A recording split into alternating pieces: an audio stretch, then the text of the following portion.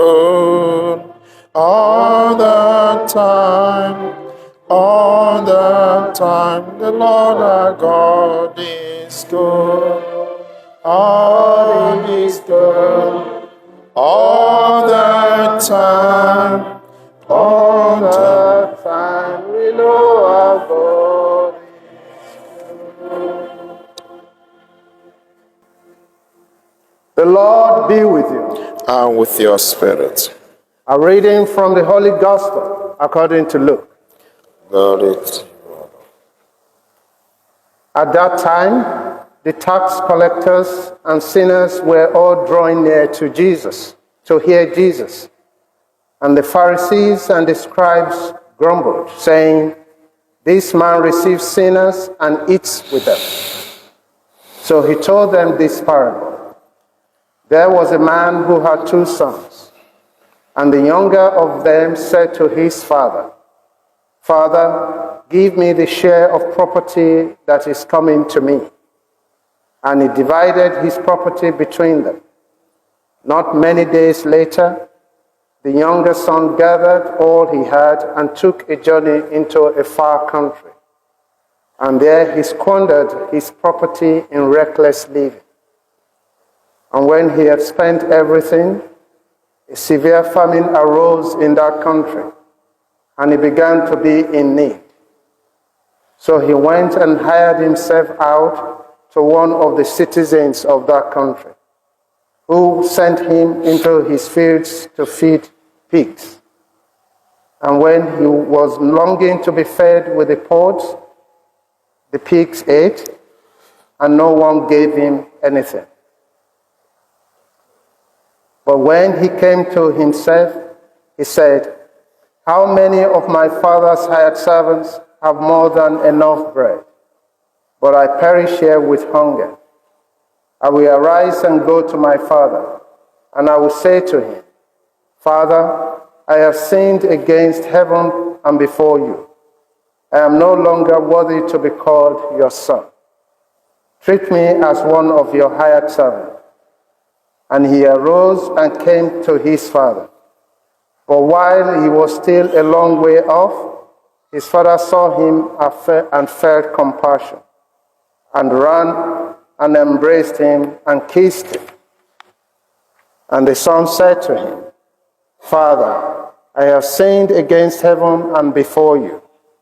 I am no longer worthy to be called your son.' But the father said to his servants, 'Bring quickly the best robe, and put it on him, and put a ring on his finger, on his hand, and shoes on his feet, and bring the fattened calf and kill it, and let us eat and celebrate. For this my son was dead and is alive again. He was lost and is found.' And they began to celebrate. Now his older son was in the field, and as he came and drew near to the house, he heard music and dancing. And he called one of the servants and asked what these things meant. And he said to him, 'Your brother has come, and your father has killed the fattened calf, because he has received him back safe and sound.' But he was angry and refused to go in. His father came out and entreated him. But he answered his father, 'Look, these many years I have served you. I had never disobeyed your command. Yet you never gave me a young goat that I might celebrate with my friends. But when this son of yours came, who has devoured your property with prostitutes, you killed the fattened calf for him.' And he said to him, 'Son, you are always with me, and all that is mine is yours. It was fitting to celebrate and be glad. For this your brother was dead and is alive. He was lost and is found.'" The Gospel of the Lord. Thanks be to your Lord Jesus Christ. But when he came to himself, he said, I will arise and go to my father. Words we heard this morning taken from the Gospel account of Luke chapter 15, 1 to 32.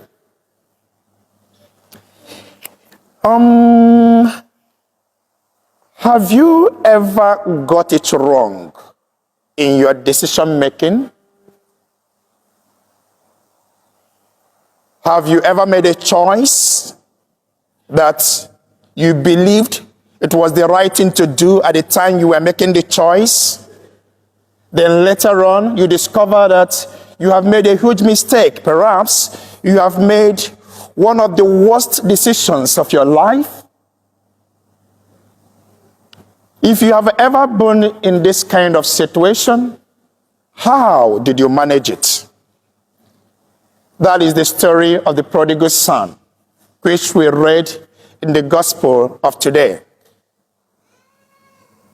Let us now sit with the story, analyze it, and see how we can apply it to ourselves.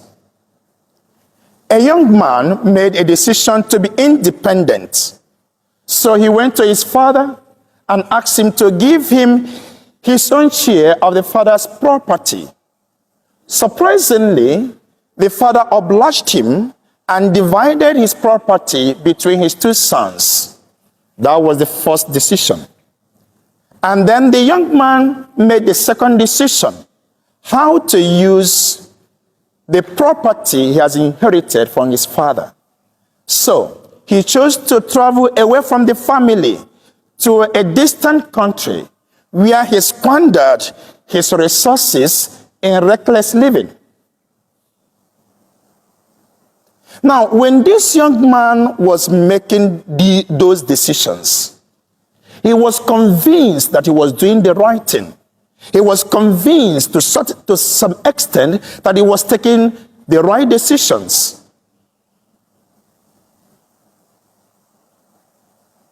But things didn't turn out the way he had expected. So, he sat himself down, did some mathematics, advised himself, evaluated himself, and then came to that conclusion that he has messed up. He didn't just accept the mistake he made. He also said to himself, I know I have messed up, but I'm going to fix it myself. And I'll begin by leaving this place, because where I'm standing now, where I'm staying now, is the wrong place to be. So I'll start by leaving this place, and I will go back to my father. I will apologize to him, accept whatever consequences thereafter, even if it means becoming one of his servants. I wouldn't mind, because I brought this upon myself, and I'm going to fix it myself. I should have known better. I should have done better. Now, going back to his father means going back to the very beginning, to start all over again. And there was no assurance that the father was going to receive him back, but he was ready to fix his mess. Now, if you were that young man, and you realize that you have made a huge mistake, what would you have done? Would you have preferred to go back to fix things, even if it means apologizing, accepting whatever consequences, humiliation and rejection? Can you do that? Or would you rather prefer to remain where you are? After all, you justify yourself. I brought this upon myself, and it's too late to reverse my decision. It's too late to go back. It's too late to fix things, so let it be. To go back to fix things is not the easy option. Many people prefer to remain in their error because, number one, their pride, their ego. If I reverse my decision, if I go back to fix things, if I go back to apologize, they will see me as a coward. They will see me as a weakling. So I won't do it. Ego, their pride. They will prefer to remain in their error. Pride has destroyed a lot of relationships. Pride has destroyed a lot of homes. A lot of broken homes would have been fixed or restored. But the partners are not ready to throw away their ego, their pride. Unlike the prodigal son that went back to fix things with his family, some people also wouldn't like to go back because of their stubbornness. They know they have done something wrong. Yes, I know I have made a mistake. The decision I took was a wrong one, but I won't correct it. Why? Because I don't want to correct it. Just stubbornness. They are stubborn, they are obstinate, self-willed, even in their error. Maybe the parish priest has made a wrong announcement. Father, correct the mistake you have made. No, I won't correct it. Simply because of my stubbornness. I refuse to accept and to fix things. Some also would not like to go back to fix things because they are afraid of the consequences. What if my apology is not accepted? What if they didn't even reply my email or my message? What if things don't come back the way it used to be? I think the prodigal son had the same fear, because he said to himself, going back to my father, there are chances that he's not going to accept me back as his son. That is fine. I wouldn't mind becoming a servant in my father's house. But the idea of going back to fix things, I'm going to do it. The consequences, I don't care. The Bible said when he came to his senses. Dear friends, indeed, there are a lot of things that we need to fix in our lives. There are a lot of things we need to fix in our homes. There are a lot of things we need to fix in our relationships. I think we may begin by evaluating ourselves, things to fix. And what is that is holding me back from doing it? Is it pride? Is it just my stubbornness? Or I'm just afraid that things may not be the same? Yes.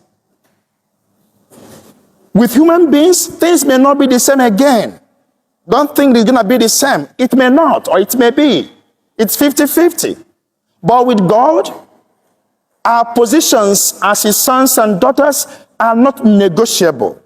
Once we come to our senses that we need to fix things with God, he's always there, just like the father in the prodigal son, waiting for us to celebrate with us our coming back, our decision to make a U-turn. However, even with human beings, they fear that things may not be the same as it were before the relationship was broken. It doesn't mean that we shouldn't try. Let's go and fix things. There are indeed things to be fixed. So the story of the prodigal son teaches us that there is no time, it is not late yet to fix things. Let us go back. Now that we still have oxygen running through our nostrils, let's go back and fix things. Do not allow, and may I not allow my pride, my ego, my stubbornness, and my fear prevent me from taking that step. And so, if you think there are things to fix with me, please give me a call and let's fix it. Today is a time for us to fix things. So if you think there's something you need to fix with me, and if I don't In my head now, I don't think there's anybody in this family that I need to fix things up. So, but if you think there is something we need to fix or something we need to fix with Father Nathaniel, I am ready for that discussion. We can also make a U-turn to fix things. Father, I have sinned. Help me find my way. Remember not my sins. Just let me hear you say, I forgive you. I love you.